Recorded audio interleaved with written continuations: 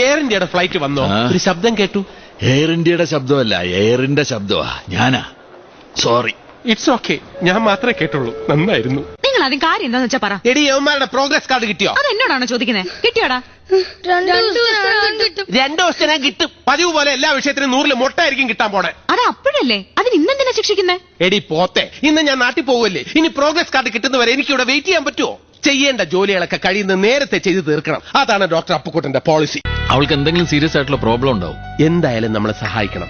ഇനിയിപ്പൊ ശാരീരികമാണെങ്കിൽ പോലും. ശാരീരികമല്ലടാ, സാമ്പത്തിക. ഒരു കിളി, ഒരു കിളി കാറിൽ കയറി പോയി. ഒരു സുന്ദരി കിളി കണ്ട ഐശ്വര്യ റായ പോലെ. പക്ഷെ ഞാൻ കണ്ടില്ല. എന്നെ അന്വേഷിച്ചു വന്നതാ. അത് നിനക്കങ്ങനെ മനസ്സിലായി? ഇത്രയും ലുക്കുള്ള ഒരു കുട്ടി വേറെ ആരെ അന്വേഷിച്ചു വരാനാ? അതാരായിരിക്കും? എന്റെ ബലമായ സംശയം, നമ്മൾ ഇന്നലെ ക്ലബ്ബിൽ വെച്ച് കണ്ടില്ലടാ, ഒരു പഞ്ചാബി പച്ചസാരിക്കാരി. അവളായിരിക്കും. അവൾ ഇന്നലെ എന്നെ തന്നെ ഇടം കണ്ടിട്ട് നോയിക്കൊണ്ടിരിക്കണ്ടായിരുന്നു. അവൾ എന്നോട് പറഞ്ഞടാ, അവളുടെ ചത്തുപോയ കിളവൻ താത്തയുടെ അതേ ഫേസ് കെട്ടാ നിനക്കെന്ന്.